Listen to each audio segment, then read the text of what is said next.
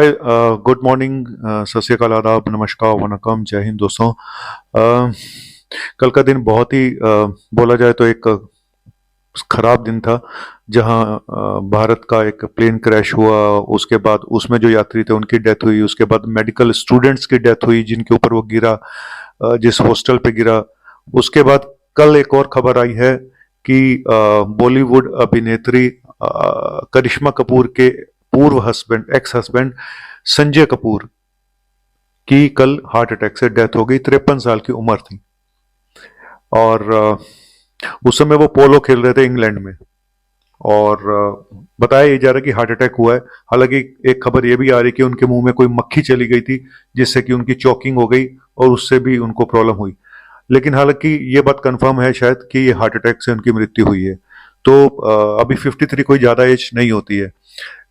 मैं पहले भी आपको बता चुका हूं कि देखो, यहाँ पे सारी बातें आज मैं आपको ये बताऊंगा कि पहली चीज कि सबसे बड़ा कारण जो लोग नहीं समझ पा रहे हैं, सबसे बड़ा कारण जो लोग नहीं समझ पा रहे हैं, उसको आपको ध्यान देना पड़ेगा कि हमें नहीं पता। हम बिल्कुल फिट हैं, हम खेल रहे हैं देखो, जो बंदा पोलो खेल रहा है वो फिट ही होगा ना। अब ऐसे ही क्रिकेटर को हो जाता है या ऐसे एथलीट्स को हार्ट अटैक हो जाता है। ये सब फिट लोग हैं जो खेलते कूदते जा रहे हैं। तो फिर क्या इनको पहले कोई सिम्टम नहीं आता? पहले बिल्कुल पता नहीं चलता कि हमारे अंदर ब्लॉकेज हो चुकी है? यही मैं बोल रहा हूं कि अंदर के हालात नहीं पता होते। कुछ लोगों को क्या होता है, धीरे धीरे पता चलता है, उनको पता चल जाता है। जैसे कि आपको चलने में थोड़ा सा सांस फूलता है, आपको चलने में थोड़ा सा चेस्ट में भारीपन लगता है, तो इन लोगों को डाउट हो जाता है। लेकिन जब सडन ब्लॉकेज जो होती है, जहां पे एकदम से ब्लॉकेज हुई और रप्चर हो गया और उसने बंद कर दिया पूरा रास्ता, और उसके बाद सडन हार्ट अटैक हुआ, तो वहां पे कई बार इस तरह की प्रॉब्लम होते हैं जहां हार्ट अटैक आ जाते हैं। तो तीन तरह के लोग होते हैं। एक स्टेबल एंजाइना, कि चले आधा किलोमीटर 1 किलोमीटर रुक गए, ठीक हो गए। लेकिन एक है जिसको थोड़ा सा चलने में ही प्रॉब्लम होगी, पहले आधा किलोमीटर पे होती थी, अब थोड़ा सा चलने में ही प्रॉब्लम शुरू हो गई है, या बैठे बैठे भी दर्द कभी कभी हो जाता है। तो ये होता है अनस्टेबल एंजाइना। और लास्ट स्टेज होती है हार्ट अटैक, जहां पे पूरा ही ब्लॉकेज हुआ, एकदम से कोई प्लग रप्चर करके सीधा धमनियों में जमा गया और हार्ट अटैक हो गई। बात वो है कि पहले से क्यों नहीं पता होता हमें? क्योंकि हमारी फिटनेस लेवल ऐसी है, हम जिम जा रहे हैं, हम सब कुछ कर रहे हैं, हमें तो बिल्कुल प्रॉब्लम नहीं लग रही अपने आप में। या किसी को अगर लगती भी है 1-2 दिन पहले, 3 दिन पहले, वो उसको इग्नोर कर देता है।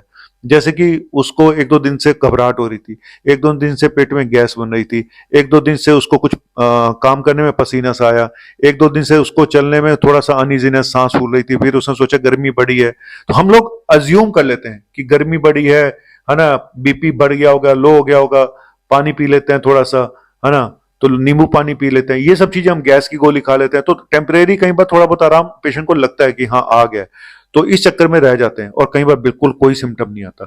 तो मैं इसीलिए बोल रहा हूं। और इनकी जो लाइफ थी संजय कपूर की, ये बड़ी विवादों से भरी हुई थी, कंट्रोवर्शियल थी। बहुत अमीर इंसान थे, रिच इंडस्ट्रीज थे, सोना ग्रुप के मालिक थे।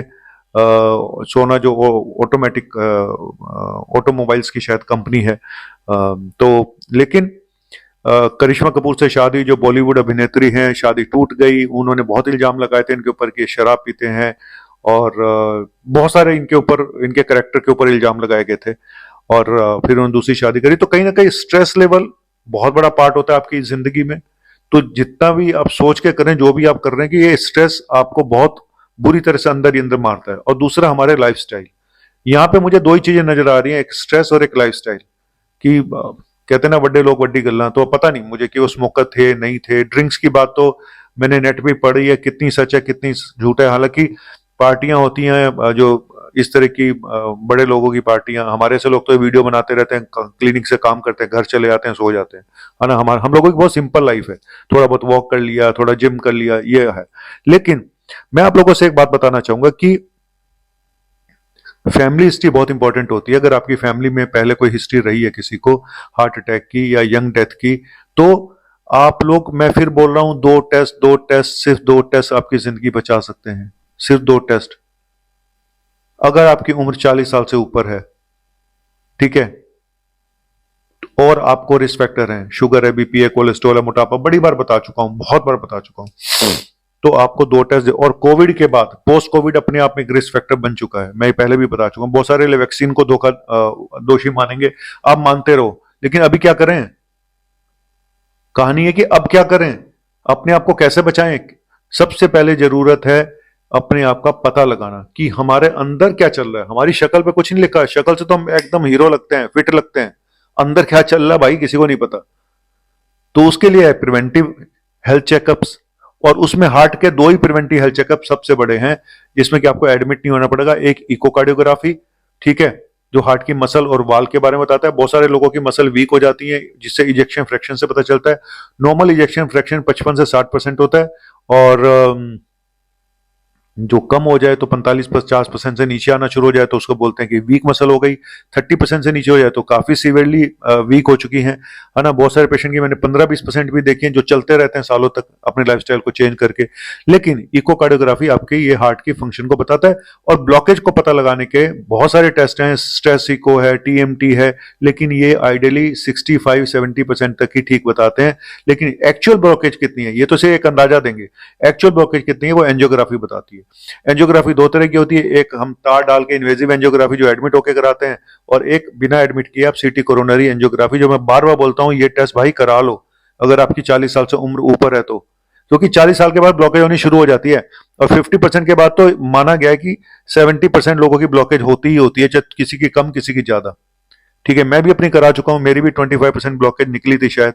उसके बाद से मैं अलर्ट हो गया था, मैंने अपने लाइफस्टाइल को चेंज किया, वेट लॉस किया, सब किया। तो आपको पहले अपने 2 टेस्ट सीटी कोरोनरी एंजियोग्राफी और ये वाला इकोकार्डियोग्राफी ये जरूर कराएं, स्पेशली जो हाई रिस्क पे हैं। मैं फिर बोल रहा हूँ जो जिनको पहले से बीमारियां हैं और जो स्ट्रेस में रहते हैं या फैमिली हिस्ट्री है। स्ट्रेस में तो आजकल हर कोई है, तो इसका मतलब ये नहीं, लेकिन स्ट्रेस के साथ अगर आपकी बाकी प्रॉब्लम भी, आप स्मोक भी करते हो, आपका कोलेस्ट्रॉल भी बढ़ा हुआ है, आपका वजन भी बढ़ चुका है, आपका फैटी लिवर भी है, आपका बीपी भी हाई है ना, शुगर भी है, तो इतनी सारी प्रॉब्लम है आपको, और तो आपको जरूर करानी चाहिए सीटी कोरोनरी एंजियोग्राफी।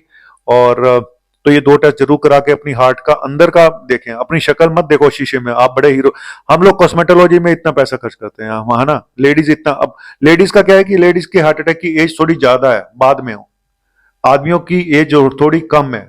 आदमियों को अगर होता है 45 से 55 साल के बीच में हार्ट अटैक, तो औरतों को 55 से 65 साल के बीच में, तो उनका बाद में नंबर आता है। नंबर तो सबका आएगा, ऐसा नहीं है कि अब ये बोल दिया तो कोई यंग लेडी की डेथ नहीं होती है, बहुत होते हैं यंग पेशेंट।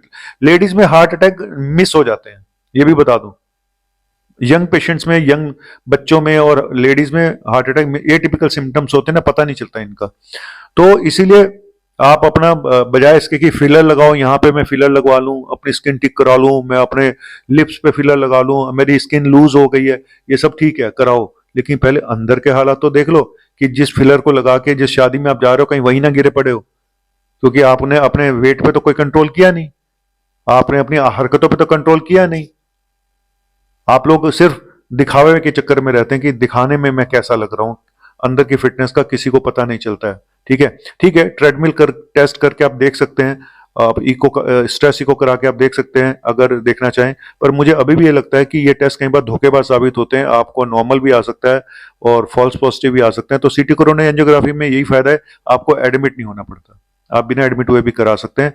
और सीटी एंजियोग्राफी का रेट हमारे यहाँ पे तो हमने तो डिस्काउंट करा के काफी सस्ता करा देते हैं। अगर आपको लगता है तो आप मुझे कांटेक्ट कर सकते हैं 9810416762 पे।